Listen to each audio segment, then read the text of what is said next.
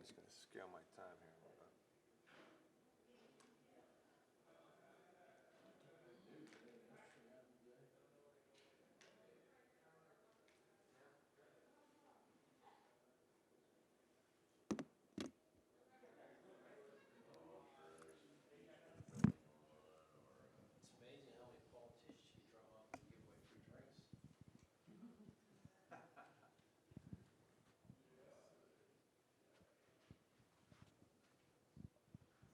amazing how many politicians you drum up and give away free drinks. Tell me you got mine. Oh, it's about 5 after. Just that time change. Start in 1 minute. Haven't get started? Yeah. I can't believe that. They took our sign away out front, so that must mean it's time to get going. I think. No one else can find us. Right. So, get going here in 1 minute. They both turn on us.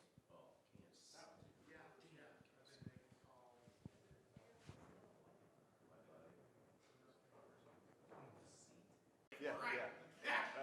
You always call somebody. Always call me. Yeah. We'll answer any questions. So. Right back in.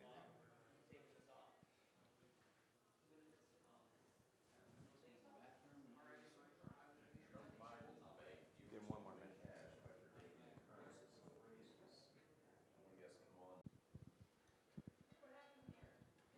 Okay. Can you hear me? All systems are go. So this breakout session is going to be to go over the transportation business outlook and economic survey that has been put together by Schneider and the Ohio Trucking Association in a joint effort again this year. First off, before we get into any of that, I would like to thank the Ohio Trucking Association and working closely with Tom and Evan and the whole crew, making sure that the survey got off the ground and survived and got through the tough times here, and also, most importantly, for the efforts of the Ohio Trucking Association to make this event happen today with the people that are here in person and have been here this weekend, and also for the folks that are watching virtually or on the recorded version. Welcome aboard as well. We wish you were here, but hopefully you'll get some meaningful insight from what we have to talk about today. Before we go into those completely, I'll explain first who I am. My name's Dan Phillips. I'm with Schneider. I'm a tax partner there. I've been with Schneider almost 25 years and have worked significantly in the trucking, transportation, logistics industries for most of those 25 years. So I've seen all shapes and sizes. Schneider is a full-service advisory accounting firm that focuses not only on traditional audit and tax, but also a lot of business consulting, IT consulting, cybersecurity, lots of other areas as well. So enough about that. We can get into the survey and look at the respondents that we had. Also looking at different sectors, additional services. So when we look at the annual revenues, you can see that we've had respondents across all sectors, sizes. A lot of this will reflect a lot of the OTA membership profile. So when you look at the OTA, Tom mentioned yesterday about 800 plus members involved. You'll see the percentages we're looking at here kind of are reflective of the general population. When you look at the different sectors that replied, we have everything from truckload, reefers, tankers, intermodal operations, across the board again. So we're getting some good feedback from all the sectors that you would typically think of in the trucking world. We talk about additional services too, and this isn't for companies that are specifically focused only on these specific services, but it also, these are where we're asking if you've added other services to your traditional business, right? So we're also investigating there and gathering that information to see, and most companies at this point are delving into some other operations as well, whether it's some brokerage, there's warehouses involved, maybe they have a little 3PL going on in conjunction with maybe their more traditional businesses. So you're seeing a lot of that as well. So the survey basically breaks down into 4 main categories. So when we look at things that are impacting the industry and saying, okay, what's important here? Economic conditions, certainly no more evident than this past year when we look at things on a macro level. So we look at this on a macro level, then also ask some questions specifically about companies, how they're handling things, what their outlook is, what it was pre-COVID, what it was post-COVID, all those kind of things come into play on a microeconomic level. We also talk about industry challenges, and so we pull all the companies to say, okay, what's your biggest challenges? What are you facing? And we give them a laundry list of things to choose from, and we pick the top 5 of those, and we go through those pieces to figure out exactly where the pain points are. And then questions that follow up to those is how they're dealing with them. So you can kind of see how some of your peers are dealing with some of these issues that we talk about. And you'll see how some of that continues to be issues as we talk about what happened, what the survey said last year versus this year. I also have some insight into those things as well, and some things that maybe you should be thinking about to handle some of those situations. Technology, focused on some of the technology and the operations are also embedded in the industry challenges, but we'll also talk about technology, things like cybersecurity and data analytics and things like that, and how that's being used and how many companies are taking advantage of those opportunities. Regulatory, again, that could be an expansive category. Today, again, this is a summary of a broader report. So the regulatory issues that we'll be dealing with today, there's a couple slides there that we'll talk about some of the government assistance programs and what companies were able to take advantage of those things. Also some of the tax reform that was also kicked in during the pandemic to see how companies are taking advantage of that, or if there's opportunities to increase your cash flow from some of those things as well. A little bit on some of the infrastructure, which, if you're around this industry long enough, you understand there's constant conversations around infrastructure and, where those bills are or how they can go. We're not going to get in too deep on that one, but obviously that's always a point of contention, always something that's on the radar screen when we talk about any kind of government regulatory or government issues. So economic conditions. Again, we would look at these both on a macro and a micro. So macroeconomic conditions, what actions have your organization taken as a result of the coronavirus pandemic? So we were kind of curious to see, okay, the pandemic obviously impacts everything on a macro level. What did you do, or what have you done? And I think when you look at some of the different categories that we talked about, whether it was reduction to staff, laying off drivers, furloughing drivers, maybe there's a change in your owner-operator structure. We also, just a general category there of implemented cost-cutting measures. So you can see that's the spike here, where there's cost-cutting measures across the board. If you also see a big spike there in the other, we got some write-ins there that were kind of, they obtained some government assistance with some of the other things that they did to combat it. There may have been other cost savings that maybe we didn't list out here. They may be cutting back on some CapEx. We have some slides on that later as well. So those were some of those things that fall into that other column that you're looking at. So, but one of the things that really stuck out to me when I look at this and said, what you didn't see was drivers' pay cuts, right? Enacted cuts for drivers, 0%. Enacted pay cuts for administrative staff, maybe a little haircut there. Reduced some of the rates per mile a little bit there as well. So what you're seeing is, and we talked a little bit about this, and I think you've heard of it early in the conference as well, is drivers are still very important to the business, still critical to what you're doing, especially the good drivers, and keeping the retention there. We'll talk about that a little bit later when we talk about industry, specifics in the industry and the obstacles there. We'll circle back on that again. But I think that's something to take away from that slide. And we asked people, how long do you believe it will take for the economy to recover from the current coronavirus-induced recession? Keep in mind, these were tallied in May and June. So we were kind of at the trough and on the way out when we were getting some of the results from the survey. So I think when you're looking at this, you can see, okay, there was within 6 months, within 12 months, within 18 months. So when you look at that, you're at 73% or so of the correspondents that are saying, hey, it's 18 months or less, and we'll be recovered on this. I think you're seeing more like 25, 26, 27%ish that are in that more of 24 months or more. So when you're looking at that, that's kind of how they're working internally and viewing what's happening in the economy outside of their control. So when we look at these macroeconomic pieces, these are things that are not in real control, but things that you need to be aware of as you're running your business, as you're operating the business, just to understand what's happening around you. What kind of year were you anticipating compared to the prior year? So when we look at 20 over 19, again, originally, you saw people that were expecting improve slightly or improve significantly was almost 75% of these folks. This is pre-pandemic questions, right? Maybe got off to a decent start. We know that the rates were compressed a little bit from where they were in prior years. So maybe margins were expected to be down in 2020, but I think when we were looking top line, a lot of our respondents, and I know a lot of clients that I've talked to, were expecting 2020 to be a decent year, maybe not as profitable to the bottom line as it had been in the past, but still, a good year without that. So then when the pandemic hits, things change significantly. Over the next 12 months, you believe the current overall economic conditions in the transportation industry, and we look at this and we're saying, okay, again, we're kind of climbing out of the hole. So within 12 months from the spring, things are going to get better.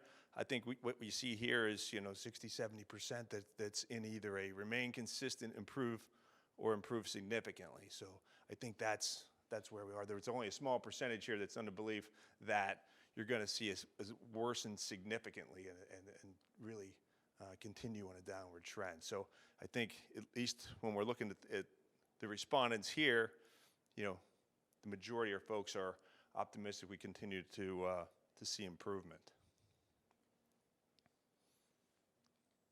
Point at the right screen. Some more macroeconomic conditions, and again, these were some statistics we pulled outside of our survey, but again, just to give a little flavor on some things, when you look at the real GDP and the percent change of the preceding quarters, it's interesting, right? 16, 17, 18, you're seeing your typical, but not significant growth, but your typical nominal growth between 0 and 5%, just year over year, quarter over quarter, things continuing to grow, and then Q1 of 2020, you can see the back end of February and March kicking in to the downturn there. And then Q2, that's almost a 35% drop that you're seeing there. So that's significant. We all know it's significant, but I think that graph indicates where we were on a nice steady trend increasing there as we would expect or as we would hope. And then we see that significant drop. And to follow along the same lines, the consumer sentiment, consumer confidence, whatever you want to call it, is a graph here we got from the University of Michigan. And you can see the drop there in April of 2020 where it falls off the shelf. And then you're seeing, things kind of creep up a little bit. June, a little bit of a spike, and then maybe a little bit of a downtick there for a couple of months again, and then starting to creep back up a little bit. That's a significant driver in the economy. Again, not necessarily something that you can control with what you do with your company, but something you need to be aware of. That consumer confidence, which is always a little shaky in an election year to begin with everything that we got going on, there's a lot of uncertainty. You're seeing some companies maybe holding back on some spend, so I think you're going to have a little bit of that's going to continue for the next few months until we get a little more clarity on where things are headed. And this is just one more slide on the macroeconomics talking about unemployment rates and the impact there. And you can see we were at fairly historic lows, 3%, 3.5 for several months coming out of last fall into the beginning of 2020. And then you can see companies started shutting down. Obviously, the layoffs skyrocket at that point in time. And then you've seen the trend happening favorably there to get some people back to work. Still significant segments of the economy that are not back to work yet or not back in full capacity. As we know, the hospitality, restaurants and things like that are battling to get completely back on track in a lot of places. So we're still seeing a significant slowdown there. There's also some back and forth, too, with some of the extra unemployment benefits that we've seen on the government side and whether that's a prohibitor to folks coming back to work and back into the workforce, or maybe, depending on the industry, again, I think is where you're seeing some of that. But I think the long term will tell as that starts to wind out whether that's significant impact on the unemployment rate or not. So there's more to come on that. From a microeconomic standpoint, this was more questions specific to the companies and what they were doing, what they were expecting. Where do you expect your 2020 forecasted revenues to be? And again, we talked a little bit about that they would think a consistent, maybe slightly above is where they're thinking. And this would be post-COVID now, right? So before we said they were expecting 2020 revenues to be increased over where they were. And now we're looking at it to say, okay, well, you're going to be below or even significantly below to the tune of 30% of those folks.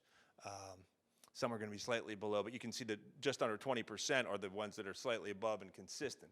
So I think there's been a hole created, and people are trying to climb out of that hole, and it depends on which sector you're running to. And we've heard a lot of discussion of that in the last 2 days, as far as what you're hauling and how that affects your business. And are you diversified enough where maybe one portion of your business died completely and the other portion may have taken off? And what's the balancing act there? So I think that's what you're seeing in some of these numbers, where you're seeing some companies that are still going to end up above their line, and some won't. Some will be still trying to catch up.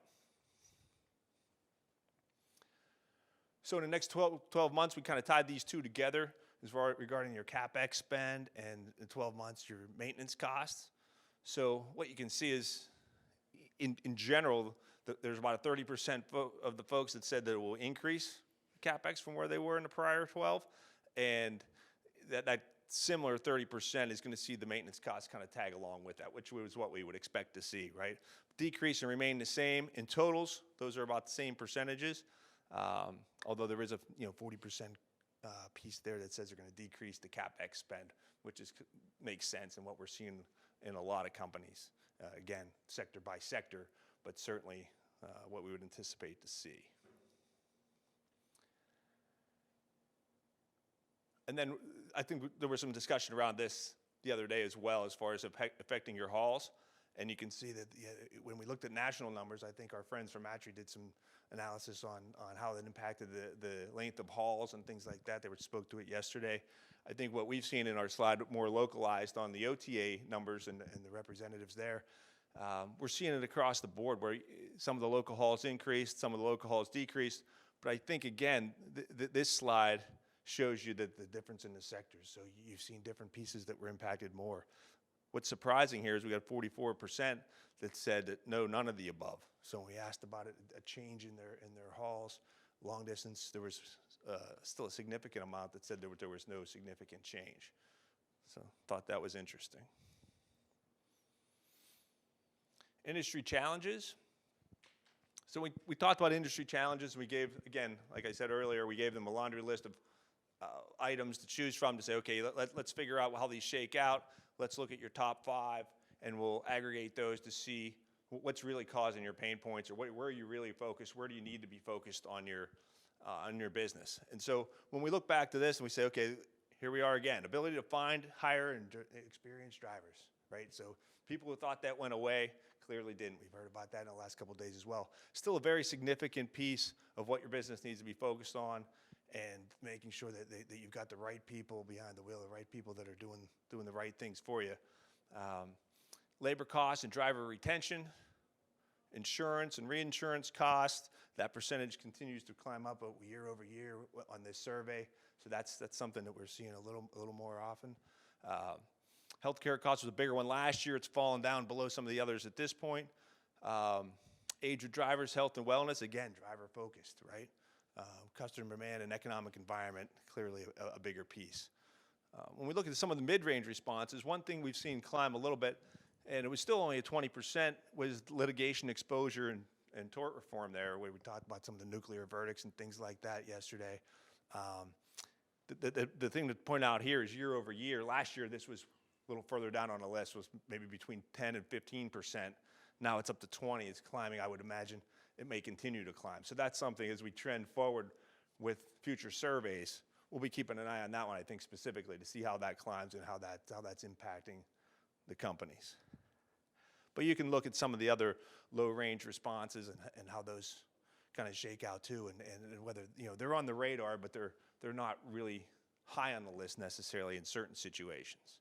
Some of the truck parking and congestion. Yes, question. That's okay. That 14% other category that's in there, do you remember any of the specifics that people kind of pointed to in that other category? So the question for those on the video is the 14% that's in the other, if we knew what the makeup of that piece was. And I can tell you that was fairly scattered.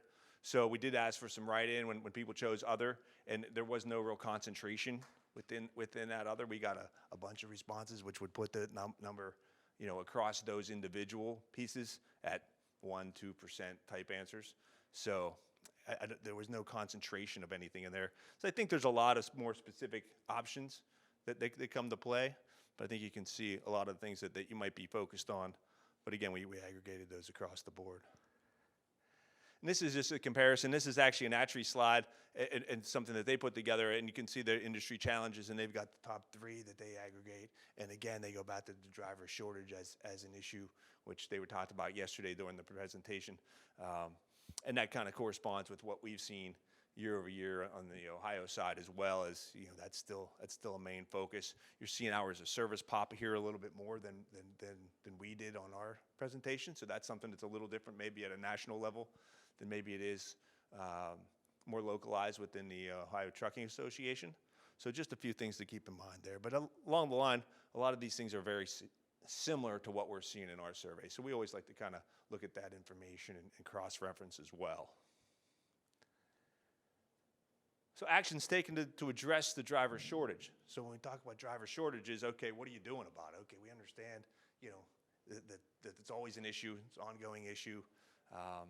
So what are you doing to attract and retain some of these drivers, and how do you find them, right? So there's increase in social media engagement. We've seen that percentage increase year over year as well. When we looked at the surveys, employee referral programs, obvious wage increase, and upgrading equipment and technology. So you're seeing those as kind of the top range responses, right? As far as what you can do to really embrace the drivers and help them stay and continue to help your company, right? So you have the mid-range responses there. You're seeing some other things: advertising, driver training programs, maybe getting people home, guaranteed home times. Those kind of things are big as well. Maybe per diem programs or something along those lines, depending on how that's presented. Targeting a specific demographics or even, academic partnerships, things like that are pretty low on the list, but certainly things that you're seeing talked about from time to time. So one of those things that we picked off there as a separate question was, what about industry challenges in driver assistance technology, and how do you employ that? So it's one of the questions we like to ask is, okay, what are you putting in the trucks to helping the drivers, and is that something that helps you with retention, helps you with driver satisfaction, those kind of things. So you can see from the list here, the big spike here is the 51% in the exterior cameras, but you can also see some of the lane departure and the adaptive cruises. Those percentages have creeped up a little bit from past years. So you're seeing people are employing this more and more. The none is still at 37%, so you still have a significant amount of folks that aren't really doing a whole lot here. But I think you're seeing, other folks that are. So this is something when you're making decisions, you're trying to think about things. How else does this impact? And I point you to the cameras pieces here. The exterior cameras are at 51, and the 34% are at the inward-facing cameras. And this crosses over into one of the other industry pieces, which is the insurance side. So this can also not only be something that you might put in there to kind of protect your drivers or what that might be, but you're also looking at it from an insurance perspective and how that might help your cause with dealing with future insurance rates. The insurance companies are now focused on what kind of safety features do you have? Do you have cameras that might help you out if something does go wrong? Is this going to help you in that battle that you have subsequent to the accident? Are these cameras going to prove out to help you in that case? Therefore, the insurance companies are going to love that situation. So we are seeing some of that be more than just a driver issue. So it's on this slide as a driver issue, but I think you may see some companies that are implementing those cameras for reasons other than drivers. So that's the only point I wanted to make there. So the point was made that it helps you with the litigation, but not necessarily with your premiums. And yeah, I would agree with that. Which, and that's been attempted. But yeah, so correct. But I think if it helps in the litigation and helps mitigate some of those verdicts we've been hearing about, then you would think that the corresponding cost of insurance then becomes more competitive again, and maybe then we can see some rate benefit to the companies, right? I mean, I think those are a couple of dominoes that I think would have to fall in line for that to actually shake out to bottom savings, right, to the operating companies. So, very good point for sure. When do you get the benefit from the actual savings that might be buried in here? That's the real question. Technology. So if you heard me speak last year when we went through this survey, there was one thing that I took that was very surprising. I said, you know, I remember talking to Tom and Evan before last year's event. I said, this is something I'm going to point out, and to me it was a little surprising to see that the cybersecurity, do you consider it to be a significant issue for your business? And last year, 60% said no, not an issue, not concerned, right? This year, it's a 71% yes. So far and away, this is the biggest swing that we've seen in the surveys year over year. And I can tell you, as we went through last year, you know, just, you know, our cybersecurity practice was very busy with a lot of things in all industries. And I think you're seeing a lot of publicized attacks and everything, and it continues to grow, right? It continues to be an issue. How do you protect your company in such a way that this is not an issue, right? And I think you're seeing a significant swing. Either people had an issue with it, or they know somebody who did. Certainly there was a lot of activity in this industry last year. Whether that was a focus from the bad guys on the other side or not, I don't know. But certainly telling when you look at the slides. And then to go to the next kind of carry on to that is, okay, well, do you have does your organization have a formal disaster recovery plan? So disaster recovery might be more than cyber attack. It could also be for disasters of some sort. You know, your building burns down and your IT goes with it. What's your backup plan? What's your disaster recovery plan? Do you have one? And these numbers continue to shift in a way that you know, there's more folks that says yes, it was in place before the coronavirus, 38%. You're seeing another 12 that says, well, we just did it because of the pandemic, right? Another 20 said, well, we don't have one, but we're working on it, right? 20 more said, we're working on it. We'll have something soon. 30% said, nope, we don't have a plan in place, and we're not going to establish one. So, you know, maybe look the other way, or, you know, call it burying your head in the sand, whatever you want to call that. But I think, you know, this is something that's probably something to think about if you haven't been thinking about it, or you're hoping nothing will ever happen bad to you. Probably worth considering to some extent what you might do in the case of some disaster that's potentially outside of your control. In a cyber piece, you know, that might be within your control if you put up enough defenses in the first place, or you're doing the right things. But something that's maybe beyond your control, flooding, fires, things like that, that some natural disaster, you need to be prepared for that as well, especially on the technology side. Does your company utilize data analytics to forecast? So I think this is interesting, and again, I think this is a growing piece as it becomes more and more ingrained. The small sliver there is just for operational, right? And then there's another small sliver there for just financial results. Majority, for sure, is using them in both to some extent, right? They're using them in some form or fashion to help with their operations and the profitability on that piece. They're also using it to help on their financial reporting, understanding their financial statements, their financial positions, some of the other things that they might be incorporating, and how are they utilizing that information. So the key is, you have information, you have lots of data. How do you use it? How do you put it to use to help your company? You can still see 25% are still not using it in any way, shape, or form, right? We have nothing on the operational or financial results side. So I think that's something that if you're not using it, it's probably something that you should be thinking about as far as what data do you have, what external data can you use, internal data that you have to compare to, how can you use that to measure what you're doing, how you're doing it, and how you can do it better.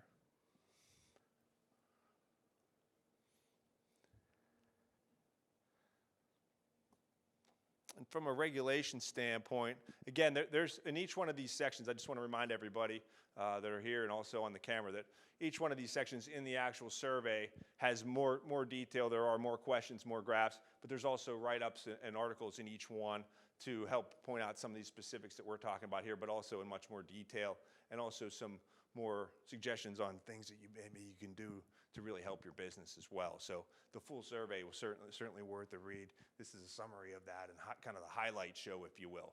So keep that in mind. And the full summary, we're planning to make available by the end of the year. Thanks, Evan. Evan says that he promises to make the full survey available to everybody by the end of the week. So keep that in mind.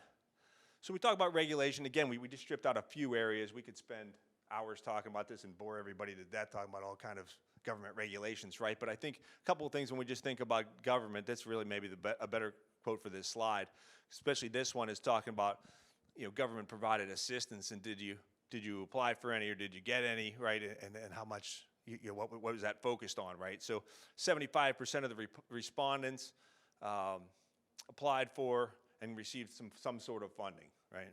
And 90-some% of those correspondents received the PPP loan. There's a small percentage had the IDL, some on the SBA side. So PPP, and you're hearing about it in, again, all industries, was a significant factor in getting through some tough times. Keeping people on the payroll was the whole idea, right? Payroll protection plan, program. So that's really important people use those funds to keep the economy going in that one. It's a big spend on the government side, but was very well utilized by not only the trucking industry, but a lot of industries. Some actually probably harder hit than the trucking industry, again, depending on which sector you are. I hate to say some trucking companies weren't hard hit because some were, very hardly hit or very hard hit with, depending on what you're hauling again. So looking at that, government came through with some serious spend, helped the cause, big focus on the PPP. I'm not going to spend a lot of time on that. We could spend hours talking about that. There was significant hours on the front end of those things, a lot of confusion, SBA up to his eyeballs, panic on the SBA's form, politicians saying one thing and SBA saying other things, banks not sure what's going on, everybody lined up at their banks, banging on the doors, give me the money, right? Let's go. Now you're seeing everybody on the forgiveness side, right? Let's get this forgiven. Let's see what's going on. So a couple just notes, and I won't spend a lot of time talking about it, but from a PPP perspective, keep in mind, a lot of people are applying for the forgiveness now. They use the extended period. You may be going through that process. The banks are still lobbying hard to get out of having to deal with the PPP forgiveness if it's a small dollar amount. They were pushing for that in some of the stimulus bills that never made it, so that they don't want to deal with the paperwork for small loans. There were some, originally they were talking maybe loans under $150,000 might just be forgiven in total, right? They're going to assume the small businesses needed them, and away you go, right? That number was, in some things that you read, was up to $1 million or $2 million. Yeah, they were just trying to get it away. Again, they're responsible for some of the due diligence on the back end of these loans. They were not responsible for due diligence or much due diligence on the front, other than just verifying a few things on the payroll side. Then they pushed that off to the SBA just to get the money out quickly. Now on the forgiveness side, the banks are more responsible, and they're trying to, find a way that they won't have to deal with all that, right? So you're still seeing some pieces on that. Also keep in mind that from a tax perspective, we have the deductions that are tied into the PPP. So the payroll that you spent, when there's forgiveness, that's tax-free income. The expenses you used from that money, that were funded from that money, are not deductible to you. So, come along with the PPP and those funds is going to be a tax hit for the non-deduction. You're not getting taxed on the income. So in theory, the income is tax-free, but the deductions are not deductible. So I think that's pretty well known at this point in time, but if you haven't heard that, keep that in mind as well. And that's something to keep in mind, especially as you're going through year-end, final quarters and things, understanding what that tax impact looks like as you're going through the year, because you might be just excluding the PPP from your normal operations, but keep in mind there's going to be a tax hit from that. And then this one was a little bit interesting here when we talk about these two slides. It's comparing the government's response, or how you would rate the government's response to the pandemic and the state's response to the pandemic, right? So federal side, you've got neutral, good, and excellent there. You're 65, you've got a significant portion that's 80%-ish, if you will, that's neutral or better on the government side, right? On the state side, it's a little less enthusiastic. So when you look at the state side there, you're more 62, 63%, something along those lines, where you're looking at say, okay, neutral, good, excellent. Keep in mind that the feds were the ones mostly doling out a lot of the cash, right? The PPP and some of the SBA loans and some of the assistance that helped companies. The states were left with the burden of restricting businesses, restricting operations, limiting operations. Now, the states also provided other programs to help in certain areas as well, or certain grant programs or certain other things. The states got involved with that as well. But I think this is watered down a little bit on the state side because they had to be the bad guy at some points in time with the limitations on some of the business activity, right? So you're seeing that clearly between these two slides.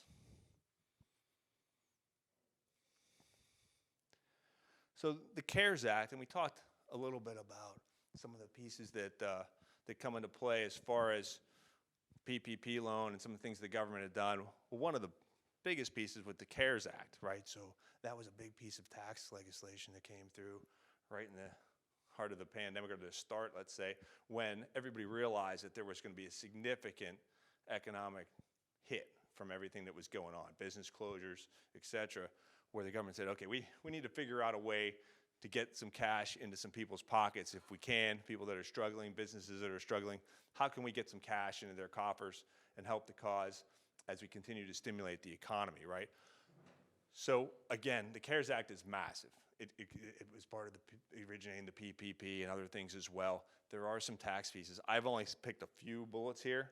There are significantly more than this, and we could spend days talking about the CARES Act. I wouldn't want to bore you all with all that tax stuff, but a few highlights here, just in case these are things that you run into, or things, again, we're talking about coming into year end, and you're looking at planning for your entities, and you're saying, okay, where do we stand? What can we do? How can we take advantage of some of the other programs that the government offered?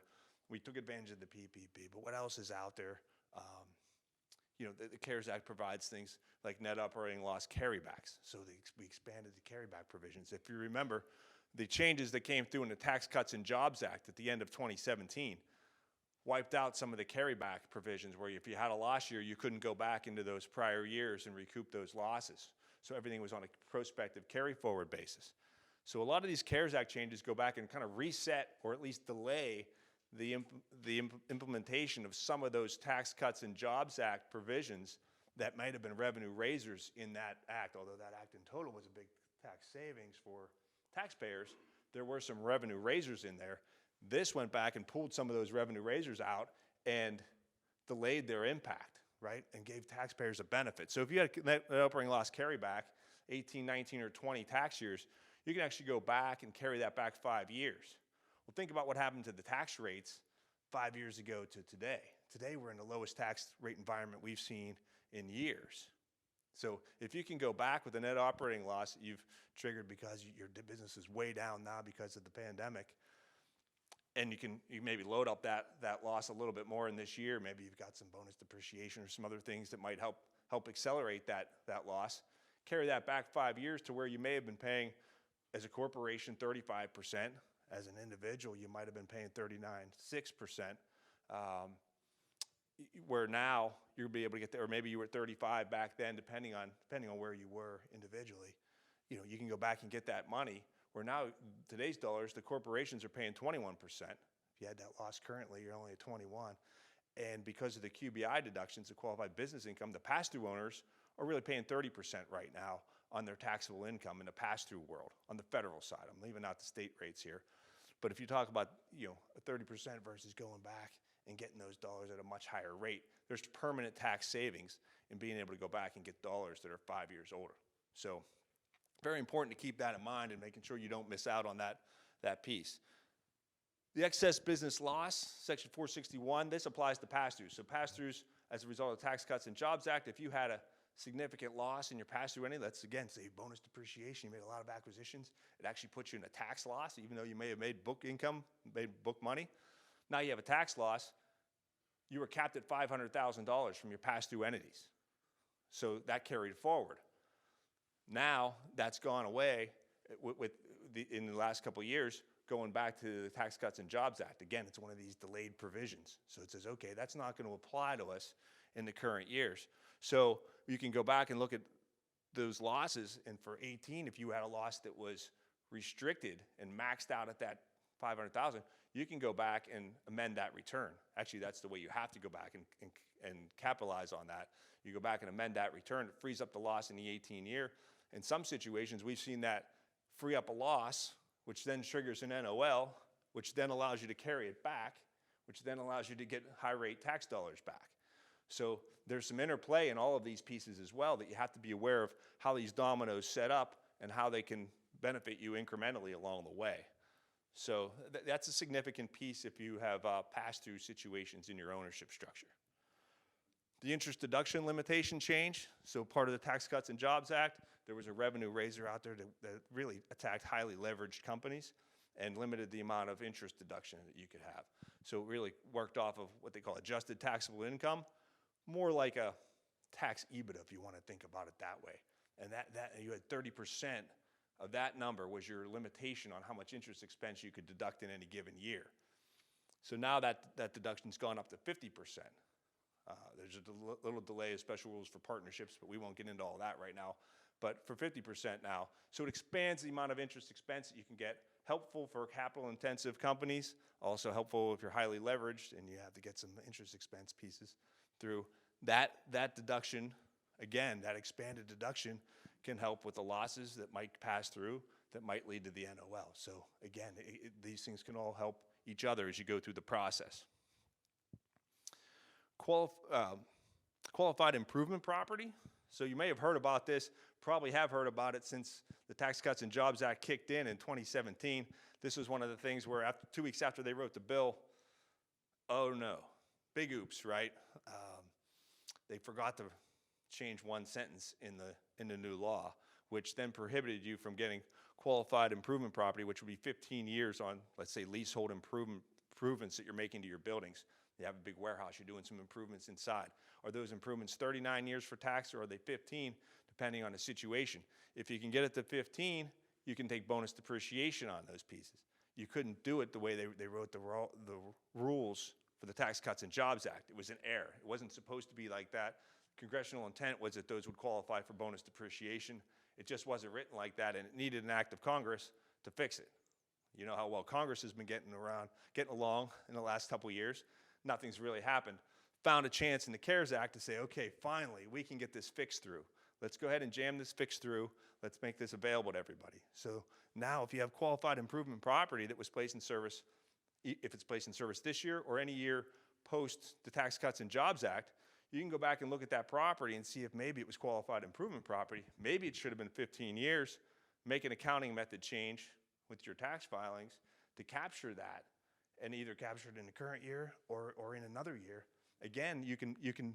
This has a little bit of flexibility here too, as far as what year you might trigger that additional expense. So if 2019 or 2020 is going to be a down year for you, you might want to go ahead and pull the trigger on the improvement property, create an NOL that you can carry back, again, to try to capture some of that permanent savings. That's a way to look at it. So, you know, it might be something you leave on the shelf, depending on how elections play out. Keep in mind, you know, we need to see how elections are going to play out to see what future tax rates might look like, and understanding what that play. You know, do you want to carry back losses? Do you want to carry them forward? You know, depending on what rate environment you think is coming forward, right? Because we're in a low rate environment that we're probably not going to see rates go down. I think everybody agrees no matter what happens, your tax rate's probably not going down from where it is. It might stay the same. That would be favorable from a tax perspective, you know, across the board. But if we see them going up, then we have to do some analysis to figure out whether you're better off to go back or keep some of these benefits going forward. So certainly something that you got to kind of look at, and understand too that there's a lot more moving parts when we look at just these specific tax provisions from that CARES Act. CARES Act had a lot of things going on in there, including, like I said, the PPP and some of the pieces there.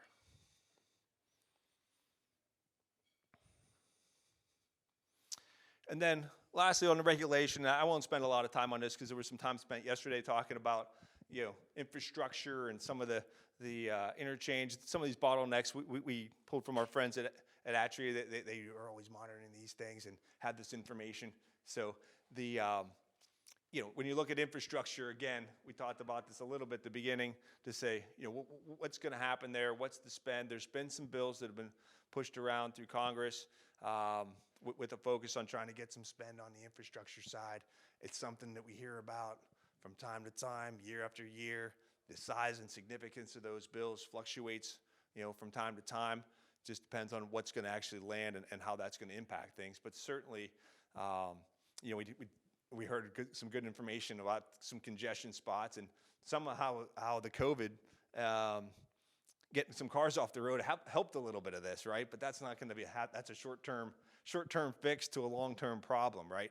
The long-term problem is we still need to get some spending in to help the infrastructure and help keep the trucks moving a little more freely, or a lot more freely in that regard, right? And really, that would make a huge difference, to everybody in the industry. So always something we're looking at here, but Congress obviously isn't going to do anything before the elections, and whether they do anything after that is another story as well. So something we're always looking at, something you should always keep in mind as well when you're looking at your company and understanding how that plays out. So I think that's, whoops. I was just going to say thank you all for coming. I appreciate that. Thank everybody on the video today. Thank the OTA for having us here and helping us gather all the information for the survey. I hope you found it helpful. Keep in mind, like Evan had said, the full survey will be available to everybody by the end of the week.